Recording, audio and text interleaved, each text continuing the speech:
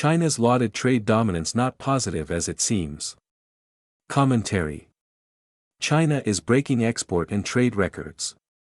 For the first 11 months of 2025, sales of its products overseas topped a $3.4 trillion equivalent. The country's cumulative surplus of exports over imports equaled $1.08 trillion. Noting these record amounts, media outlets gushed. The Wall Street Journal, typically a sober voice amid media noise, said of the figures that they underscored China's dominance. Behind the glowing aggregates, however, lie signs of trouble for China's economy, and in the not-too-distant future. Noteworthy was how China achieved these records despite American resistance to Chinese exports. For years, even when Donald Trump was out of office, the United States has imposed tariffs on Chinese goods entering the country and taken other steps to discourage trade with China.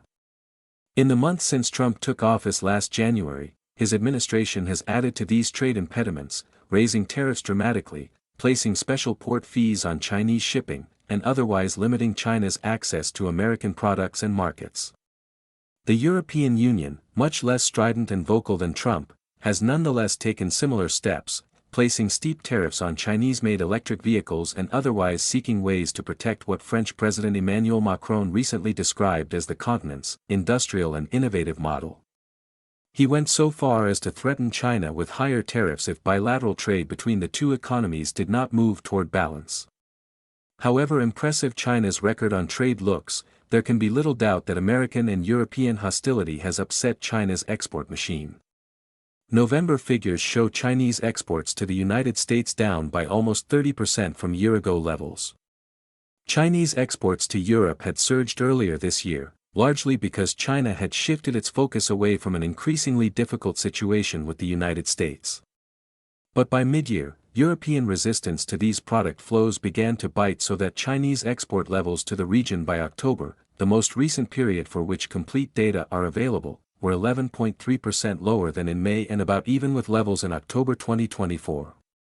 The records that have elicited so much media enthusiasm resulted entirely from a dramatic Chinese pivot to what is commonly referred to as the Global South, the markets of ASEAN, markets elsewhere in Asia, in India, the Middle East, Africa, and Latin America. Chinese exports showed marked increases in all these regions.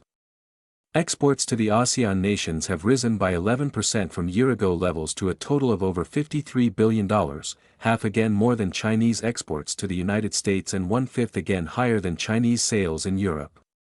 Exports to ASEAN and these other regions more than compensated for what was lost in the United States and Europe. Ultimately, however, China's 2025 answer will prove to be unsustainable. The initial sales surge from China's pivot cannot be repeated year after year. Even if the Global South manages optimistic growth targets, these economies will remain too small to substitute for US and European markets combined. What is more, these Global South nations will, in time, likely resist the dominance of Chinese products, as have both the United States and Europe. These developing nations want domestic production capacities that an ongoing flood of Chinese products can smother. The more China depends on the Global South as a buyer, the more such resistance will grow. India, for instance, has already chafed at how its sales in China have faded even as Chinese imports have soared. Its trade deficit with China expanded during the current fiscal year to the equivalent of almost $100 billion, up strikingly from $85 billion last year. Mexico, Indonesia, and others have voiced similar concerns about the dominance of Chinese products. On a still more fundamental level, this year's trade success also calls attention to China's failure to develop domestic engines of growth. The relative loss of Western markets should have reinforced Beijing's stated efforts to find an economic impetus in the Chinese consumer and in investment by private China-based companies. But despite Beijing's lip service to such goals, the economy has failed utterly to make such a shift. To be sure, China's property crisis and other domestic economic troubles have made the transition to a domestic growth engine difficult, but by Beijing's own admission, it is essential. The failure has left China as export-dependent as ever and hence prey to what happens abroad, a fact that will matter a great deal when, as is likely, the Global South, like Europe and America, tires of the harm done to their economies by the flood of Chinese exports.